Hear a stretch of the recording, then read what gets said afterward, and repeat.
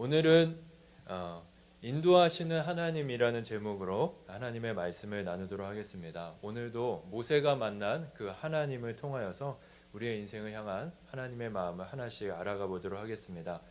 제가 청년들과 이렇게 함께 교제하다 보면 청년들이 한 명도 빠지지 않고 저에게 하는 질문 한 가지가 있습니다. 그것은 무엇이냐면 저의 MBTI가 뭐냐라는 것이죠. 이제 담임 목사님께서 설교 때 워낙 MBTI 여러 번 이야기하셔서 다들 잘 알고 계시죠? 이 MBTI는 성격 유형 검사입니다.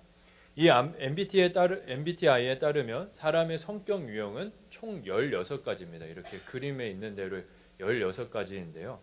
과거에는 이 MBTI는 자신이 어떤 사람인지를 이해하는 용도로 사용되었습니다.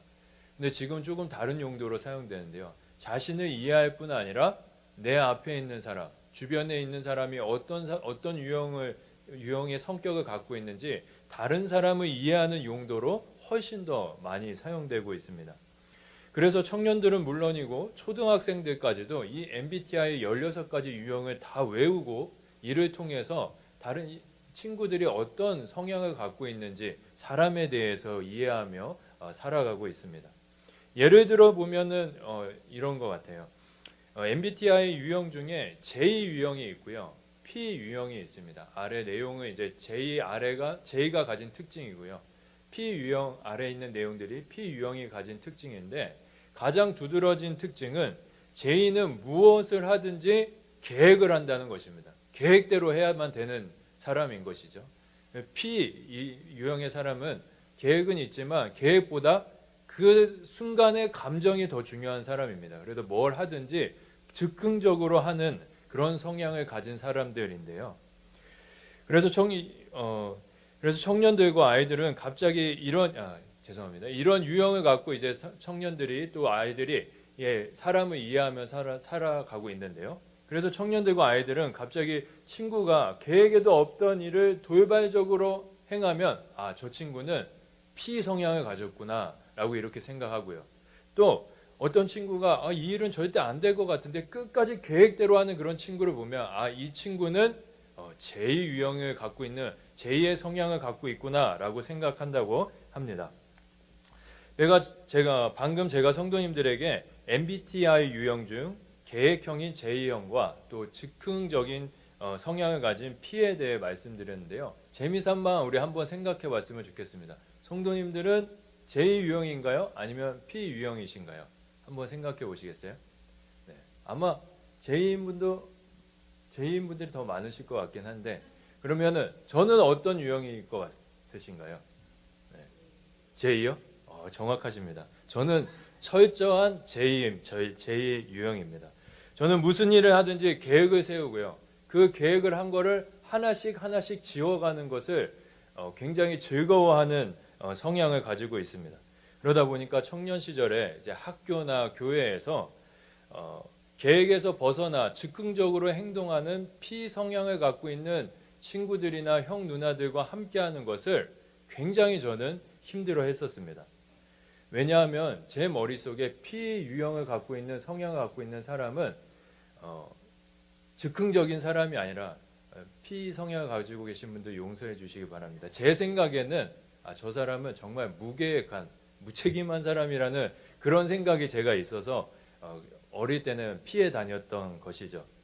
그런데 사역자가 되어서 P 성향을 가진 여러 성도님들과 만나서 함께 사역하다 보니까 P 성향을 갖고 있는 분들이 저에게 정말 필요한 분들이라는 것을 저는 깨닫게 되었습니다.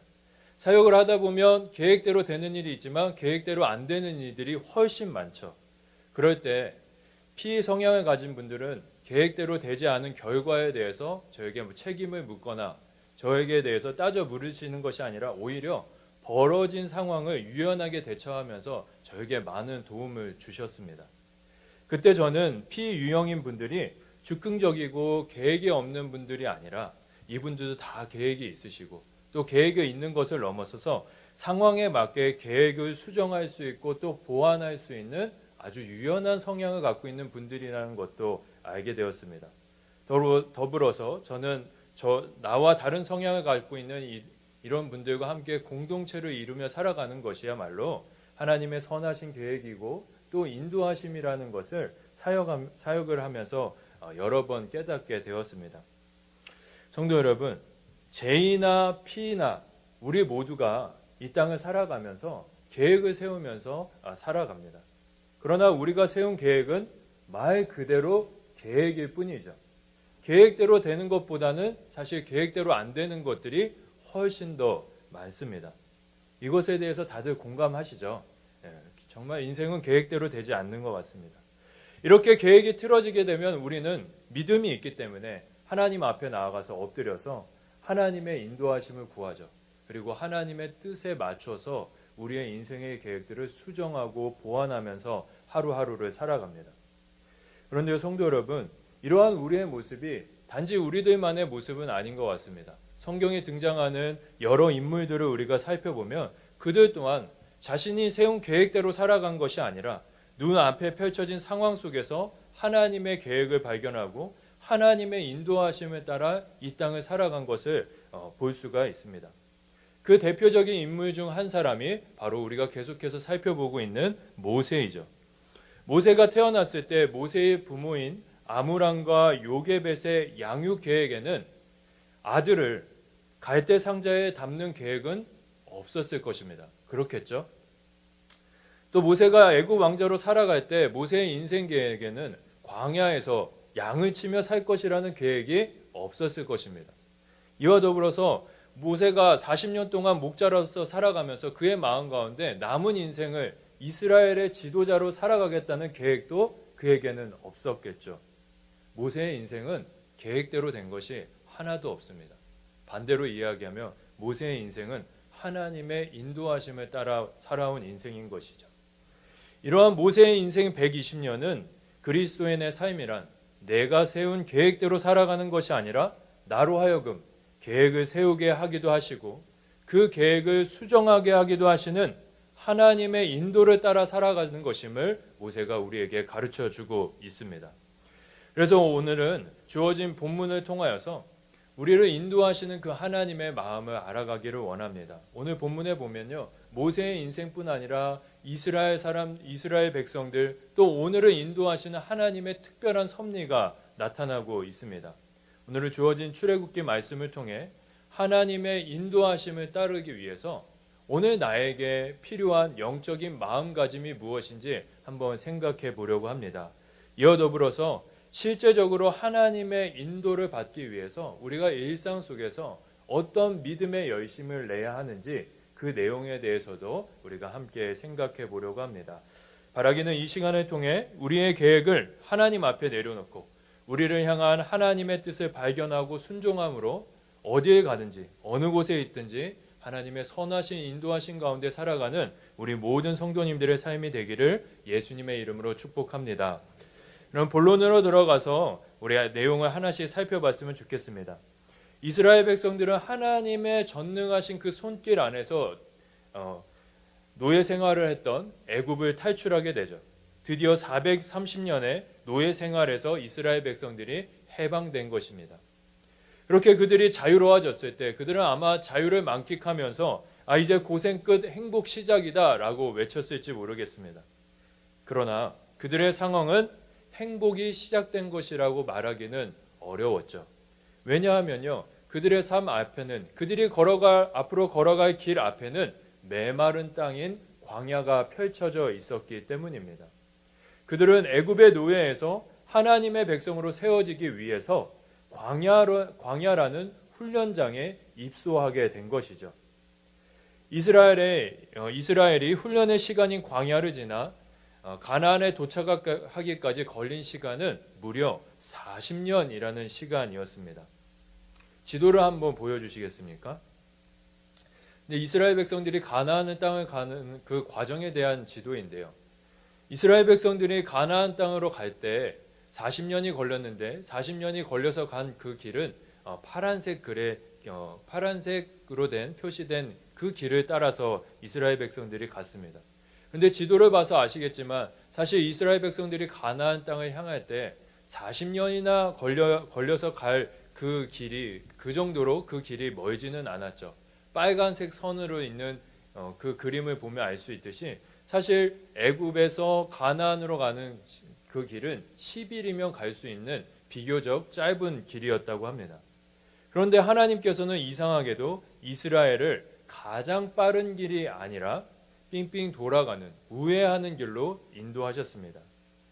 하나님께서 이렇게 하신 이유에 대해서 17절 말씀에 나와 있는데요. 그 내용을 보면 애굽에서 가나안으로 향하는 가장 빠른 길을 이스라엘 백성들이 선택하면 그 길목에서 가장 강한 나라 중 하나였던 블레셋을 이스라엘 백성들이 만나게 되기 때문이었습니다.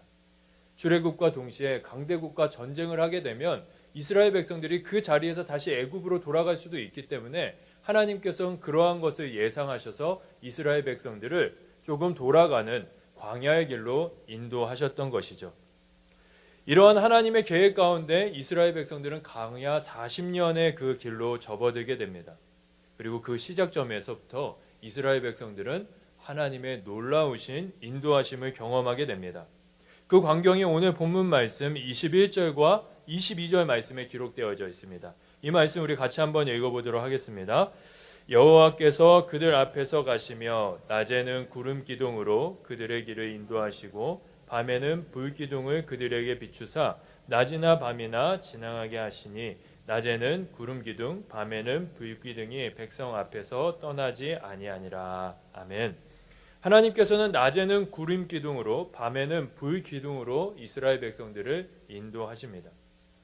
이 장면에서 기둥이라는 표현이 쓰였잖아요. 그래서 많은 사람들이 정말 기둥과 같은 모습으로 구름이 이렇게 있었을 것이라고 생각하시는데요.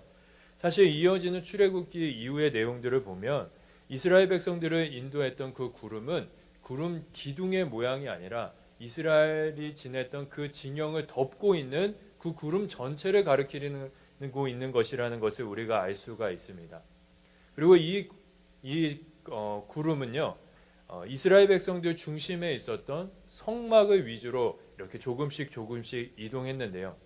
특별한 것은 출애굽기라는 이 성경의 마지막이 구름의 내용으로 마무리되고 있다는 것입니다. 그 내용을 우리가 한번 읽어보았으면 좋겠는데요. 우리 한번 출애굽기 40장의 말씀 같이 한번 읽어보겠습니다. 구름이 성막 위에서 떠오를 때에는 이스라엘 자손이 그 모든 행진 길에 앞으로 나갔고 구름이 떠오르지 않을 때에는 떠오르는 날까지 나아가지 아니하였으며 낮에는 성막 위에 있고 밤에는 불이 그 구름 가운데 있음을 이스라엘의 온 족속 그 모든 행진하는 길에서 그들의 눈으로 보았더라. 아멘. 출애굽기가 구름의 내용으로 이스라엘 백성들을 인도했던 구름의 내용으로 마무리되고 있습니다. 이것은 특별한 의미를 가지고 있습니다. 무슨 의미냐면요. 구름이 광야 40년의 삶에서 이스라엘 백성들에게 아주 중요한 존재였다는 것을 이야기해주고 있는 것이죠. 그래서 이스라엘 백성들이 광야 40년을 살아온 그 시간을 우리가 구름을 위주로 표현해 본다면 광야 40년은 구름을 따라 걸어온 시간들이라고 표현할 수 있습니다. 이렇게 애굽을 탈출하여 구름을 따라 하나님의 백성으로 세워져가는 이스라엘의 모습은요, 오늘을 살아가는 그리스도인의 삶을 이해하는 아주 좋은 배경이 되기도 합니다. 이스라엘이 하나님의 전능하신 손길 가운데 애굽으로부터 해방되고 구원받았다면 우리는 예수님의 십자가의 사랑으로 죄와 사망의 노예살이로부터 자유케 되었죠.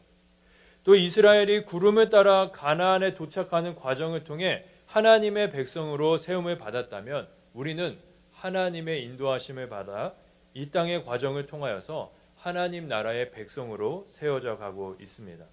그렇기 때문에 이스라엘만 구름을 따라 이 땅을 살아간 것이 아니라 오늘을 살아가고 있는 우리들도 구름을 따라가고 있는 하나님의 사람들이라는 것이죠.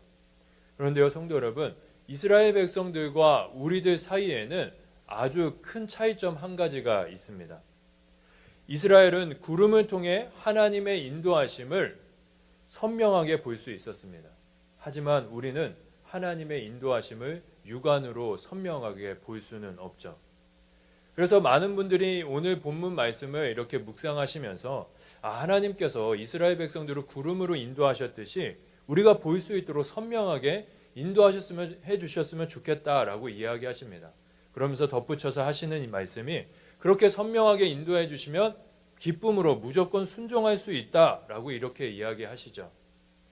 정말 하나님께서 이스라엘 백성들에게 하셨던 것처럼 구름과 같은 방법으로 선명한 방법으로 우리를 인도하신다면 우리는 모든 상황 가운데 하나님의 그 인도하심을 기쁨으로 따를 수 있을까요?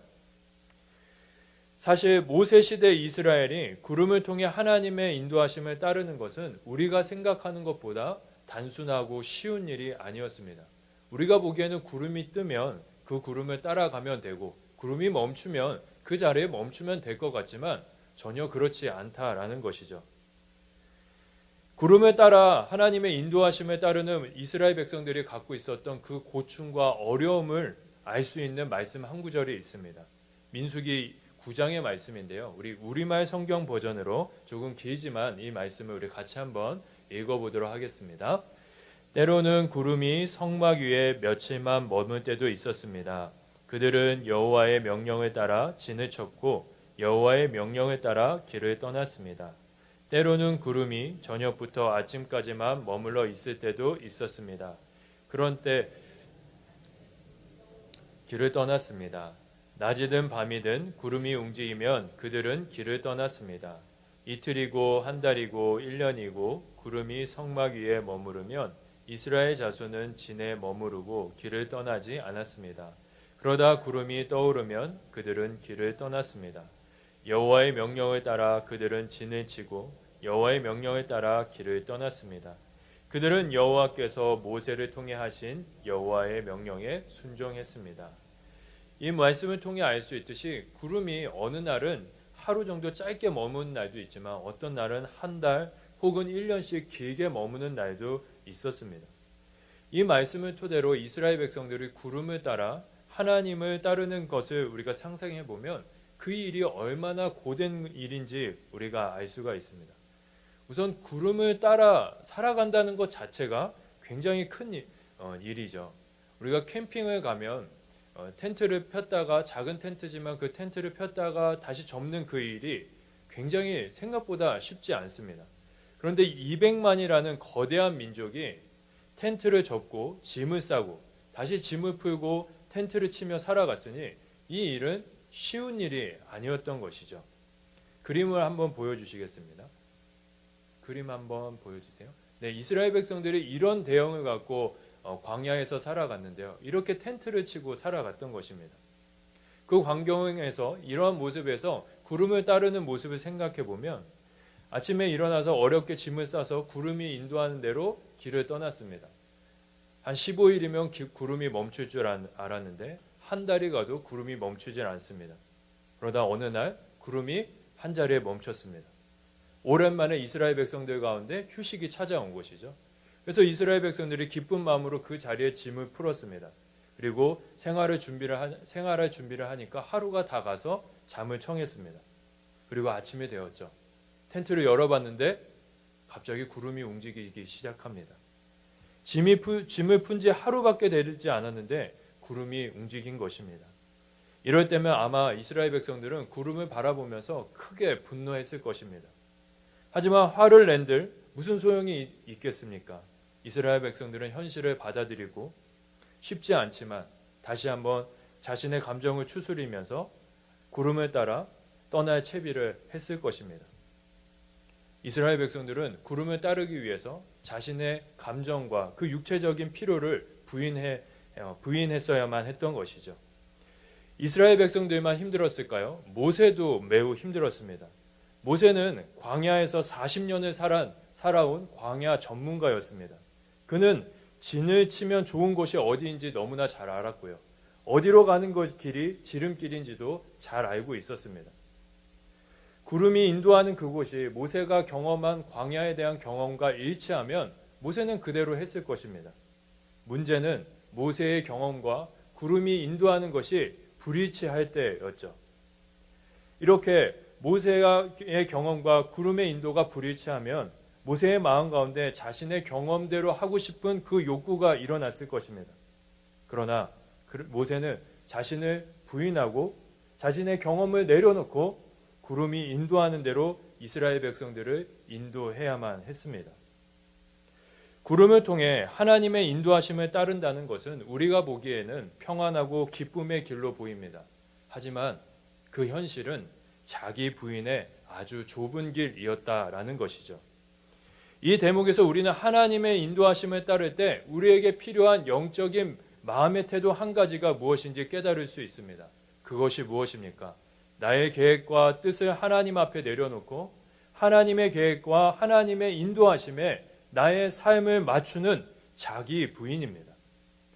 하나님께서 우리의 인생을 인도하실 때 하나님의 뜻과 우리의 뜻이 맞을 때가 있습니다.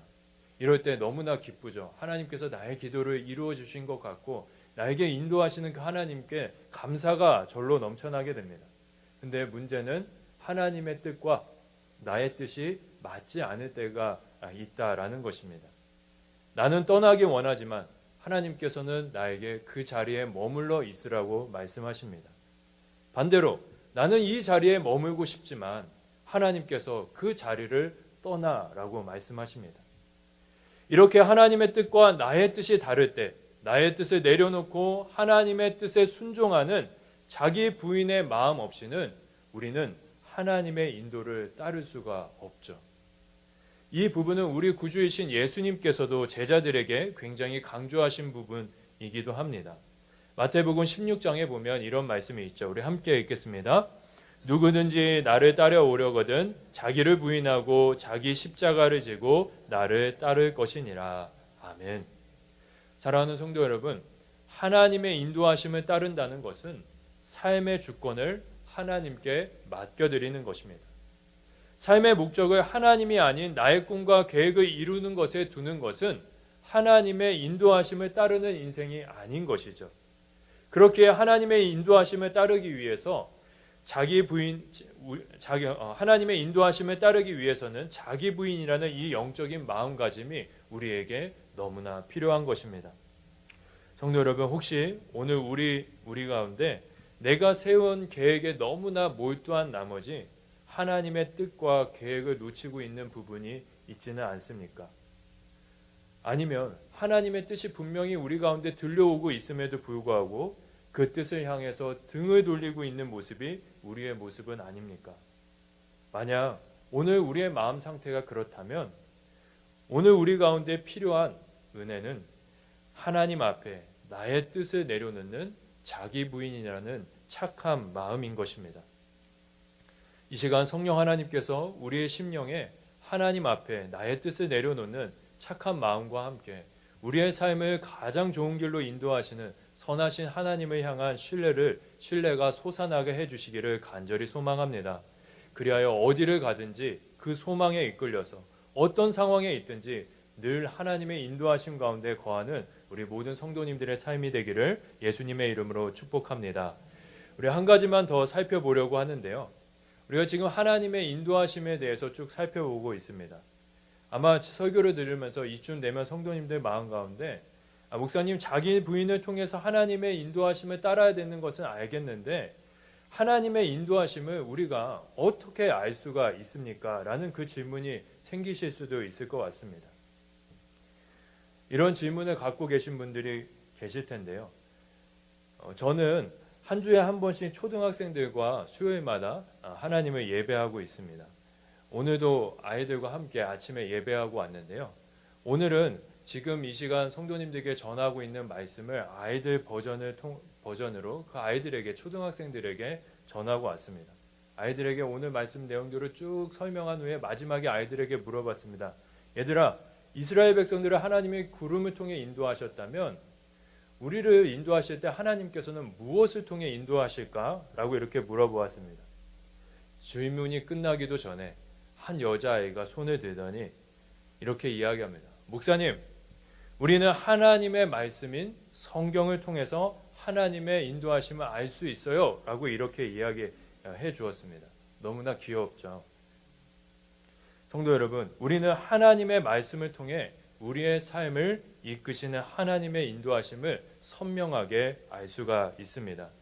이것은 모든 답을 설교의 마무리를 하나님의 말씀으로 귀결시키는 그런 억지스러운 논리가 아닙니다. 이것은 출애굽기의 말씀, 구약 성경의 말씀이 우리에게 증거하고 있는 하나님의 역사입니다.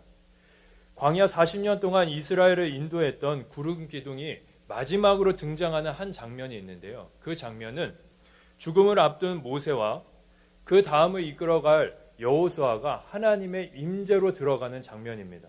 그 장면에 구름이 마지막으로 등장합니다. 그 장면이 있은 이후에 모세는 유언을 남기고 느보산에서 생명을 다하게 되죠. 그리고 여호수아가 모세를 이어서 이스라엘 백성들을 이끌고 가나안 땅을 향하게 됩니다. 그리고 그 장면부터 놀랍게도 하나님께서는 더 이상 이스라엘 백성들을 구름으로 인도하지 않으십니다. 어찌 보면 광야의 때보다 가나안 땅에서 살아갈 때 구름의 인도가 필요한 것 같습니다. 그런데 하나님께서는 이스라엘 백성들을 가나안 땅에서 더 이상 구름으로 인도하지 않으십니다. 하나님께서는 왜 가나안 땅에서는 구름으로 이스라엘 백성들을 인도하지 않으셨을까요? 그 이유는 리더십이 모세에서 여호수아로 넘어가는 그 시점에서 하나님께서 이스라엘 백성들에게 율법을 주셨기 때문입니다. 율법 안에 이스라엘 백성들을 인도하시는 하나님의 뜻이 다 기록되어 있기 때문에 하나님께서는 더 이상 구름을 사용해서 이스라엘 백성들을 인도하실 필요가 없었던 것이죠. 이와 함께 이스라엘도 더 이상 구름을 바라보면서 하나님의 뜻을 구할 필요가 없어진 것이었습니다. 성도 여러분, 지금 우리에게는 이스라엘이 가진 율법과 비교할 수 없는 완전한 하나님의 말씀인 성경이 우리의 손에 주어져 있습니다. 정말 우리가 하나님의 인도하신 가운데 살아가기 원한다면, 정말 우리가 하나님의 인도하심을 선명하게 알기 원한다면 우리는 매일같이 하나님의 말씀인 성경을 가까이 해야 할 것입니다. 우리가 믿음 안에서 말씀을 읽고 묵상하고 암송하면 성령께서 우리 마음 가운데 역사하사 우리를 인도하시는 하나님 아버지의 마음을 깨닫게 해주실 줄 믿습니다. 이 믿음을 가지고 하나님의 말씀을 가까이 함으로 말씀을 통해 우리의 삶을 인도하시는 그 신실하신 하나님의 손길을 날마다 경험하시는 우리 모든 성도님들의 삶이 되기를 예수님의 이름으로 축복합니다. 이제 말씀을 맺도록 하겠습니다. 설교문을 오늘 쭉 이렇게 작성한 이후에 구름을 따라 광야의 길을 걸어온 모세의 모습을 한번 상상해 보았습니다. 그러면서 제 마음 가운데 들었던 생각이 모세는 이 40년 동안 광야의 길을 도대체 무슨 마음으로 걸어갔을까, 그런 생각을 하게 되었습니다. 어떤 날은 하나님께서 행하신 일에 대한 기대와 그로 인한 기쁨을 갖고 찬양하면서 광야의 길을 걷는 날이 있었을 것입니다. 그런가 하면 반대로 이스라엘 사람들의 불평으로 인해 마음 아파하며 근심 가운데 기도하며 광야의 길을 걷는 날도 있었겠죠. 그때 모세의 찬양과 기도의 내용은 아마 동일했을 것이라고 저는 생각합니다. 그 내용이 제가 생각했을 때는 이런 내용이었을 것 같습니다. 완전하신 나의 주, 의의 길로 인도하소서. 행하신 모든 일, 주님의 영광 다 경배합니다. 예배합니다. 찬양합니다. 주님만 날 다스리소서. 예배합니다. 찬양합니다. 주님 홀로 높임 받으소서. 사랑하는 성도 여러분, 우리 하나님은 완전한 분이신 줄 믿습니다. 그분이 우리의 삶을 오늘도 인도하시기에 우리의 삶은 오늘도 안전하고 완전합니다. 그러나 완전하신 하나님과 다르게 우리는 연약하죠. 그래서 가끔 우리는 하나님의 인도하심을 의심하기도 합니다. 그러나 우리의 의심과는 상관없이 우리 하나님은 완전하신 분이십니다. 그렇기에 우리에게는 나의 뜻을 하나님 앞에 내려놓는 자기 부인과 말씀에 새겨진 아버지의 뜻에 순종해야 할 분명한 이유가 오늘 우리에게 있습니다. 모세와 같이 말씀을 따라 자기를 부인하며 선하신 하나님의 인도하신 가운데 살아가는 우리 모든 성도님들의 삶이 되기를 예수님의 이름으로 축복합니다.